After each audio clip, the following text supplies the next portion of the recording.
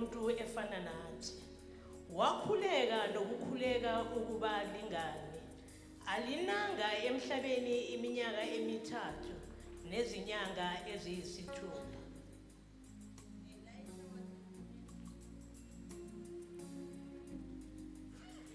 Elijah was a human being.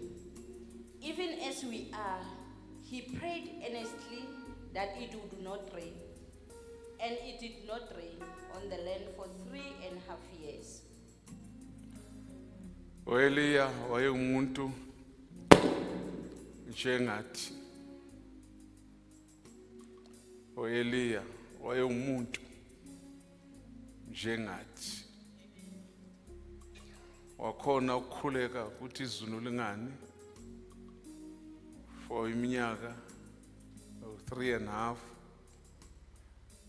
Noma emagama wakwazi ukuvala amazulu. Wabamba ama-cloud ukuthi kuleyo area leyo izulu lingani. Waphinda futhi njengomuntu wavulela imvula ukuthi seyingana manje. Sizokhumbula ukuthi isizathu ukuthi Elia akhuleke ngalendlela avala amanzi ukuthi kunezinto kuleyo area kunama spirits asebenza ngamanzi abe kade uNkulunkulu afuna ukwa destroyer aba active emifuleni nasemithonjeni uma kunamanzi. Uma kunganamanzi awakwazi ukuba active. Esinye sezizathu lezi. Elia wayengumuntu njengathi. Wakhona ukukhulekela lezi zinto. Abanye abantu abafana naye bangaqondi ukuthi uElia ukhuleka kanjani, kwenzakala kanjani. Amhlanje kuseni asizindleni ngawo lamazwi. Ukuthi uElia yena wayewumuntu njengathi. The reason uNkulunkulu enza ukuthi uJesu eze emhlabeni njengabo bonke abantu. uNkulunkulu wayedila nangokukholwa kwabantu ngokungakholwa kwabantu. Ukuthi uJesu akakwazi ukuvela nje miraculously. Qhamuke nje esibhakabhakeni bathi kuzelwe umntwana lapho. Ephola ndela procedure bonke abantu abadlula kuyo mabeze emhlabeni. Ingakho ke uJesu makaqhazwa kahle uNkulunkulu ephelele aphinda abe umuntu phaqa. The part ye humanity yenzelwe thina kakhulu ukuthi sazi sikholwe uthi abanye bethu sazalelwe endaweni ezingcono, yena wazalelwa ku stable eyinkosi yamakhosi. Elia njengoba Elia wayemuntu njengathi, noJesu naye ubile umuntu njengathi. Ngakho lithi izwi lenkosi incwadi kaTimotheo, munye uNkulunkulu, munye umlamleli phakathi komuntu noNkulunkulu. Bese liyachaza lithi umuntu uKristu Jesu. Umuntu uKristu uJesu.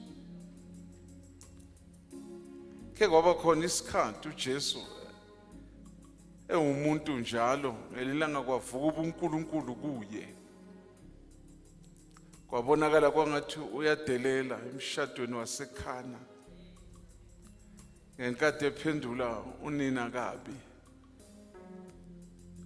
Uthi manje mfazi songene njani manje entweni zami? Ngalesi sikhathi na bese kuvuke uNkulunkulu kuye.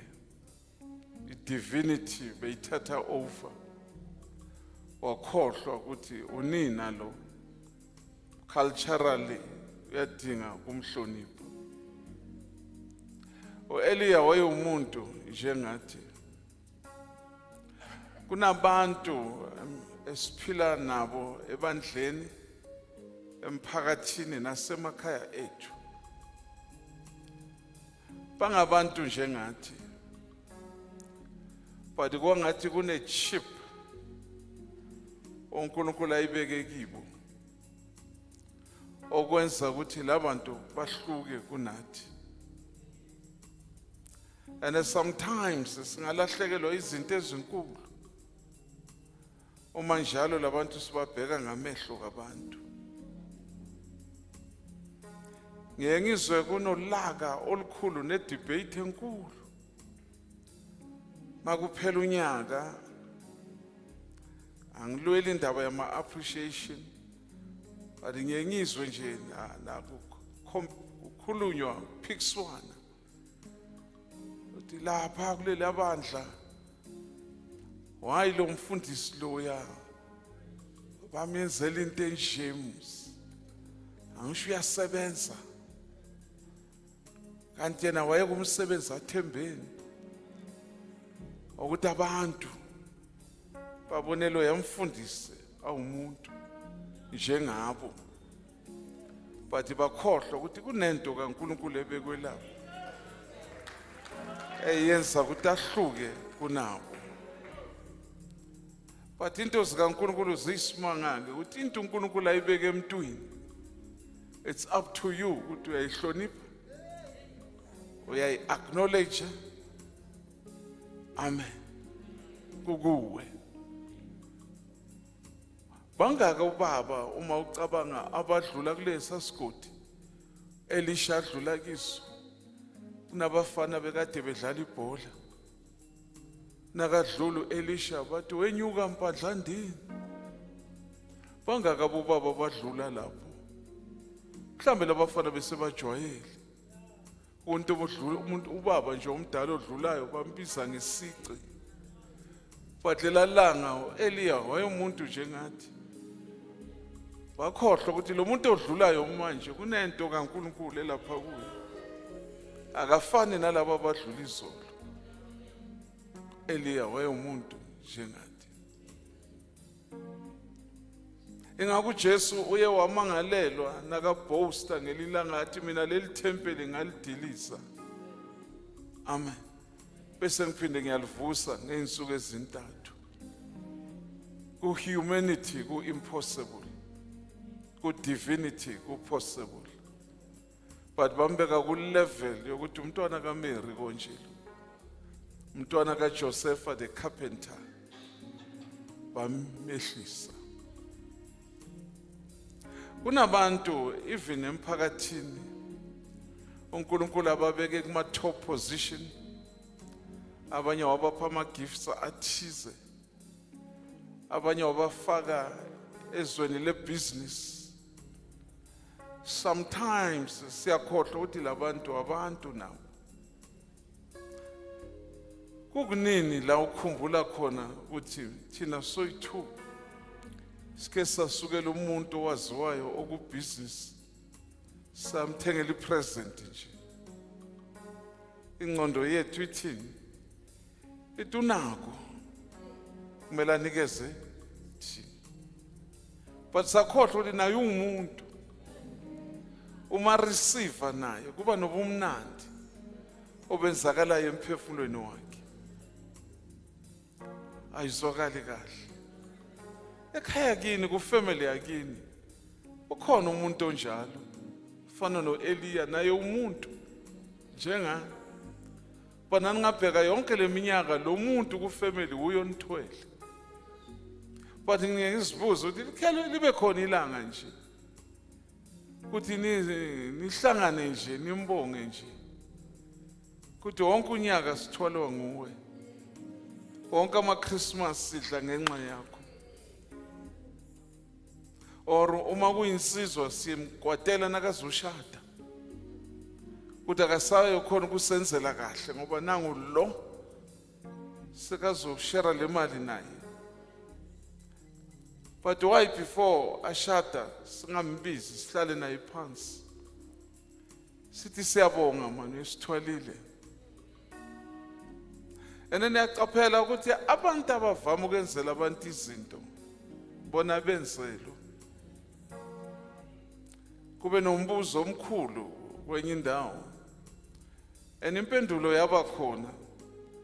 But abaphendulwa zange babe satisfied.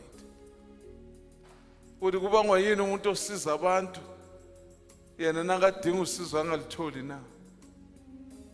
Impendulo yathi usizo lwakhe aliveli ebantwini.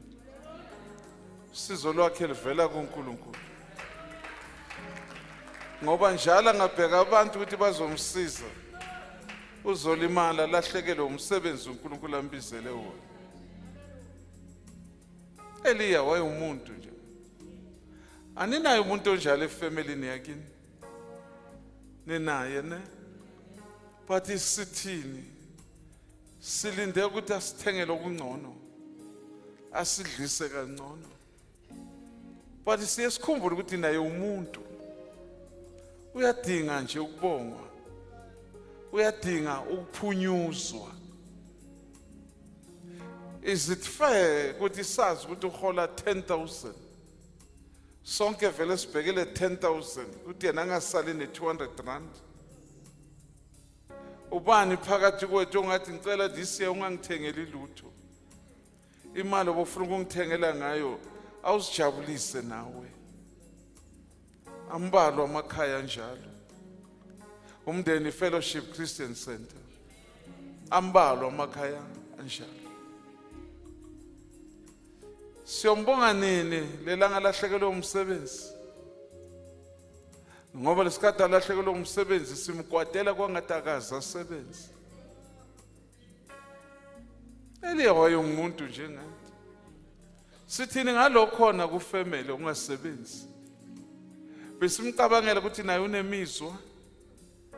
Besimcabangela ukuthi naye nakushoniwe uyafisa ukhipha 2 rand afake. Sithini ngaye simprotecta sithini nakushoniwe. Size simbuze ukuthi wena uyothengani. Sazi ukuthi akasebenzi. Noma singayenza meeting ephuthumayo nje. Ukuthi ama 50 rand siyowakhipha. Siyowanikeza lo. Aphinda abuyisele imali ngegama lakhe. Hayi ngegama lethu. Ngokwenza njalo siyamphakamisa ecansini lokufa. Kuthi nazizwele ukuthi khona kwenzile. Ikakhulu uma siyezihlobeni ngaphandle. La kushonwe khona. Is it fair ukuthi kuvele thina esisebenzayo njengesteering siphethe ama envelope thina C5 noma siphethe envelope eyi1 C5 but still envelope ikhiphe ilabo abayi4 asimlimazi lo muntu na umuntu naye njengathi unemizwa naye angeke simkhalise na angeke akhale ngasese na ungumuntu naye kunabantu abangeke babongwa but ukungabongwa kwabo ngasikhathi kubangwa ububi benhliziyo zethu sithi sibonile ukuthi lo muntu usebenzile lo egcineni thina sithene blind eye kwangathi asazi bangaka abadlali bebhola obaziyo bamagama adumile abathina bangena efieldini izihlwele ezingu 5000 ziphakame zishaya izandla ekuguleni kwalomuntu sisuke sikuphi nasekamba amaphepha afuna ama donation bangaka bathi yo how I wish kube ngiyasisa bangaka bathi bekenzani kanti imali uyisephi umuntu naye awuthi ngijule nje bowazi ukuthi ngasikhathi lo muntu ohleba ngaye umntwana abantu bowazi ukuthi lo muntu ungamthandi kibo bayamthanda bowazi ukuthi lo muntu nakavela lapha wena unyuka ubala ungamzwisisi kibo bayamzwisisa bowazi ukuthi kibo bayamomela Ithi ngikuprovele ukuthi uEliya wayemuntu njengathi. Baningi abantu aba-famous. Baningi abantu aba-entertain abantu ngaphandle. But do you know ukuthi lo muntu noma angaflathela ikhaya kangakanani? Lelanga kuzwakala ukuthi ushonile. Asibangani abathinteka kakhulu. Abasendlini. Abadala bathi kusike imihele. Ngoba igazi labo leli. Ingakho nawe udukile ekhaya kwangathi ungabuya. Nawe ufana nendodana yolahleko osudla ingcebo yonke ngaphandle uNkulunkulu we restoration ngathi ungabuya. Ngoba bakini bona uyabadinga.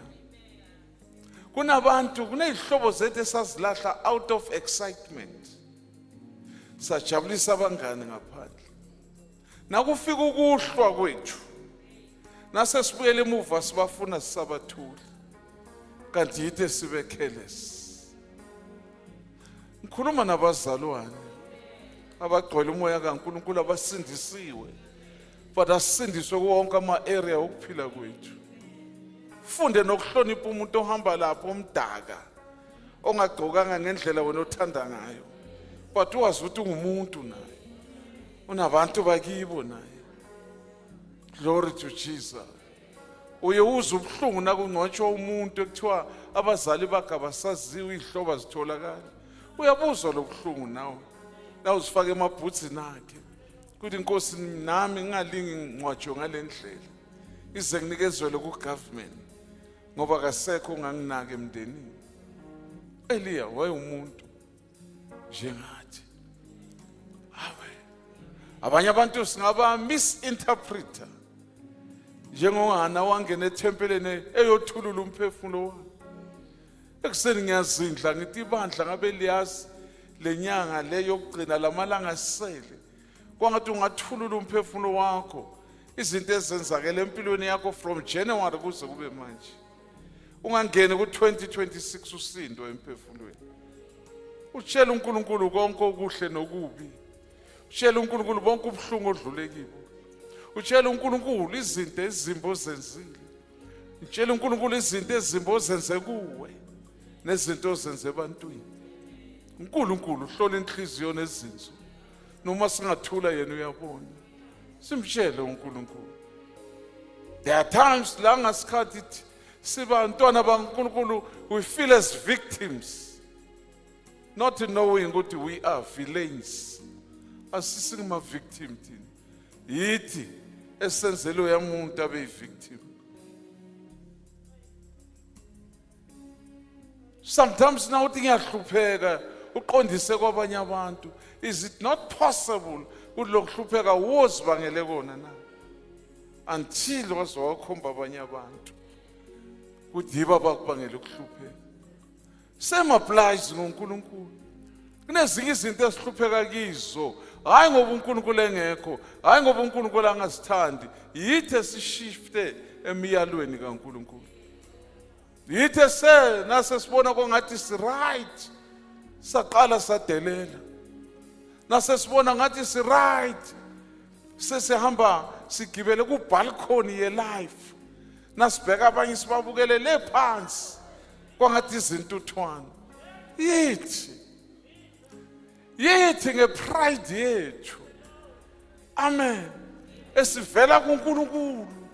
Nasivela uNkulunkulu akukhumbule into eyenziwe uSathane ngenkathi ephakamela uNkulunkulu. Nethi ngepride. Ezinye izinto sidinga uzichecka. Kuthi ngempela uSathane na noma yithi. Amen. Amen. Vele uzoncipha. Ngayi Children's Church ikhona ngikhulume nayo. Ngithi kibo bantwana bami qaphelani ku live. Ebuncaneni benu ebusheni benu. Ungalingi ube ku position yokulingana noNkulunkulu. Ngoba izinto azokupha zona aziyothathwa uNkulunkulu ziyotshontshwa uSathane.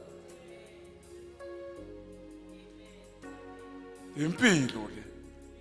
Eliya wayengumuntu njengathi. uDavid kuba zanga understand le ndawo. Do you know ukuthi uDavid beka umuntu njengathi? Wathi nakaqeda ukugqotshwa wanyamalala futhi wabuyela ku-wilderness.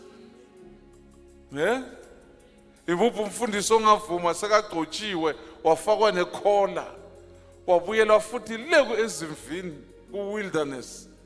Wayeba umelusi futhi, wayenukelwa izimvu futhi. Abaduzane naye abafowabo aba-understandanga babona uNkulunkulu osaqhubeka ne-punishment. Kanti uNkulunkulu sekafake ichip yakhe kulo muntu. Uhlezi lapha ezimvini nje. He's highly protected. Ngoba umuntu njengabanye mara akafani nabo. Kukhona kumenza ahluke. Yini okwenza ibandla likaNkulunkulu lihluke nezwe na? Ukuthi thina sathengwa ngegazi. Silamba sonke. Sigula sonke. Sihlupheka sonke. Mara sifani. Singene butchery 1. Singene stole C1. Yebo kepha sifani. Kukhona esihluke ngako. Okufakazelwa uPeter. Athi nina noluhlangu olukhethiweyo. Nina niyisizwe esingcwele. Nina nobupriest obukhosi. Nina ningabantu abazuziwe. Avela uPaul encwadini yabaseRoma athi phela niphila nabo kulelizwe. Mara maningalinyisi lona lelizwe. Ngoba nini system yenu yokuphila ihlukile kunalena yeswe. Glory to Jesus. uEliya wayengumuntu njengathi. Ama-intercessors angabantu. Kunento ebuhlungu eyenzakala ngama-intercessors. Intercessor lavelelwa ingozi, lavelelwa ubuhlungu, lavelelwa ukushonelwa. Sibheka kongathi kanti ugcineni ukuthandaza. Not knowing naye ungumuntu njengathi. Naye uya-attackwa. Naye uSathane uya-retaliate kuye. And kuba buhlungu ngoba ezinye izinto azifelayo asizakhe. Izinto zethu. Athi asithwala wasimikisa le. Wabuya wathola i-retaliation here. Glory to Jesus. Amen. Ufuna ukuthini na? Ngithi ukhumbule ukuthi umuntu. Ukhumbule ukuthi uyamdinga uNkulunkulu. Ukhumbule amazwi kaJesu ukuthi athi ngaphandle kwami you can do nothing. Akukho ongakwenza. Glory to Jesus. Tshelo seceni kwakho ithi nami ngingumuntu. Nami nginemizwa. Nami ngiyabuza ubuhlungu. Awungihawukele bo.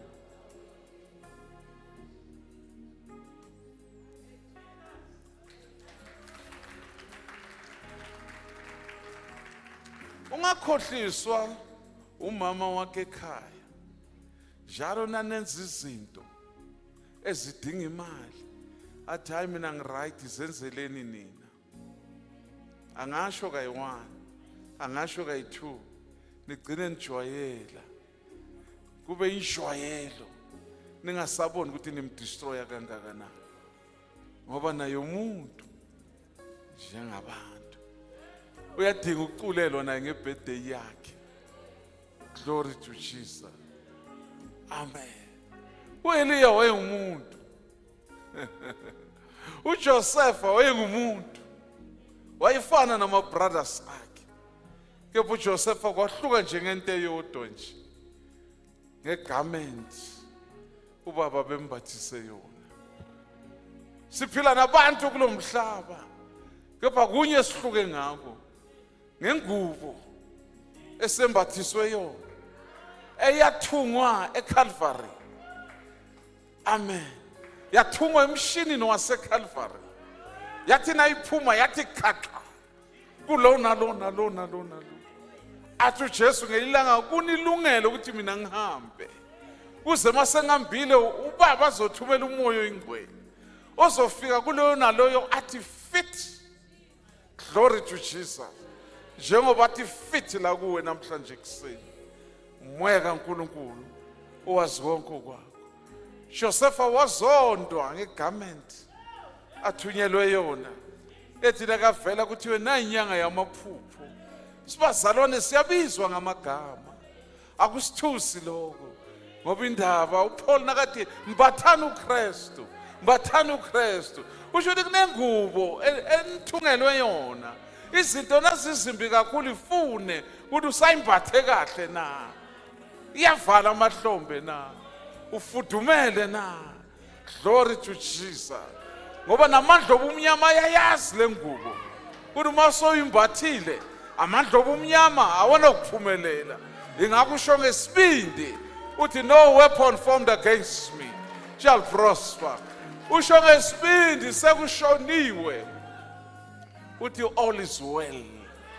Wazi kahle ukuthi hayi man kukhona okungasi right but ukhulume the heavenly language uthi all is well. Glory to Jesus. Glory to Jesus. Glory to Jesus. Elia wayeumuntu. Amen. Hallelujah. Hallelujah. Hallelujah. Angizibali mina ngikhipheni kule ndaba. But ukuhlezi kungathi singakhulekela abafundisi. Kunabafundisi abasebenzela uNkulunkulu la ngaphandle. Kunabafundisi abasebenzela uNkulunkulu tirelessly so. Kunabafundisi abasebenzela uNkulunkulu bangalindanga lutho. Kunabafundisi abanye abanamabandla. Mara balanda abantu le ngaphandle. Babaletha babafaka esibayeni sensindiso. Kungathi namhlanje singabakhumbula uthi njengoba nabo bangabantu njengathi laba khona kusondela ama-Christmas banako kokudla etafuleni na ikhona i-braai pack ekhaya na ngathi ngizwa ngiyi-one le nabo abantu njengathi ngoJanuary badinga i-registration bayoregistrela abantwana esikoleni nabo abantu singalithatha ithuba namhlanje wherever labe khona umkhumbulayo nje umsondeze enkosini. Glory to Jesus. Akalela ngabizwa akathenjiswanga mholo cha wathenjiswa ukuthi uzosebenzela uNkulunkulu abanaye abamzungezile ekumele bazi ukuthi uyadinga ubisi uyadinga itiya but uSathana ngakwenza ukuthi abantwana abawu-50 nabo kubona oyi-1 i-49 yonke ivaleka amehlo ingaboni ukuthi kwenzakalani ngalo muntu. Glory to Jesus. U-Eliya wayengumuntu njengathi. Amen. Wayengumuntu njengathi. Thanda ukunibonga ekuseni. Amen. Hayi ngoba sithi singcono. I-breakfast yabafundisi ama-breakfast abakhona la 2 rand yakho i-10 rand yakho kuthi kuhlanganele abantu nje bazojabula together. Akusindaba yokudla indaba yokuba together nje indaba yokufellowship nje indaba yokuthi nasebadibene babuzane omunye abuze omunye uthi usesenalo lela thende lakho na omunye athi hey lashaywa izivunguvunga lisekho omunye abheke phansi abonga umusa kaNkulunkulu ngoba lakhe ithende lisamile. Konke lokho kwenziwe nguwe ngoba possible. God bless you. God bless you. But namhlanje ekuseni ngicela uvula amehlo kulabantu laba ebandleni emndenini nasemphakathini bakhona abantu bangabantu njengathi. Glory to Jesus. But bangamangala ngelanga wona ufika umbonga nje nongaphathanga lutho ushamazo ukubonga uthi si aware ukuthi kule lokishi kulomphakathi waseTsakani ukuthi nokuthi uyakwenza. Kunenye indoda bekhulunywa ngayo la ngesifo saka mama uMnguni uVilakazi bekhuluma la ngimbizi ngoba ungikhulume kahle kodwa ngiyazibuza ngithi abantu abasebenzele umphakathi baqeqesha abafana bebhola ebuncaneni babo abanye baya ku Sundowns abanye baya ku Pirates lo muntu in return sithini thina njengomphakathi ngathi ungizwa ngcono gagule ngale ndawo sithini siwumphakathi lo baba lo uthi instruction ayithola kumama uMnguni uthi hey hamba ufuna amapahla uwafake kulesa sigangalisi uqoqa abafana la elokushini labantwana abana ndawo yokudlala bayodlala lapha wakwenza yena ngokuthembeka wamsupport umama uMnguni namhlanje sekafakaza athi kunabantu ku Sundowns kunabantu ku Pirates awucabange sakane we ukuthi ubusiswe uNkulunkulu isiganga sakho kuqeqeshwa abantu uNkulunkulu ayobabeka le phezulu kuladder success abagqugquzela abanye abantwana. Ukukhonza uNkulunkulu akusho ukuthi phela nawuhlulwe iphupho elithize fune lakho ngoba abanye amathalente aba lapho. Glory to Jesus. Sisaphuma emoyeni wena osekhaya, sikhulekela abafundisi, sikhulekela abantu abenza ama-changes emphakathini wethu. Bakhona abanye abakhonzi, but ukuthi abakhonza kusafuna ithini. Imisebenzi yabo siyibonile. Yokukhonza sebazobonana noNkulunkulu wabo ngoba thina sazi lutho. Amen. But namhlanje sibasondeze kuNkulunkulu. Glory to Jesus. Angazizwa kahle le ndawo. Niyayizwa le ndawo. Glory to Jesus. Ebafanele abawu3 bahlwithwe esandleni sika Satan ukuthi bangayi kuma drugs. And uSatan uthini ngaloyo muntu na? Akamatheki ngasikhathi.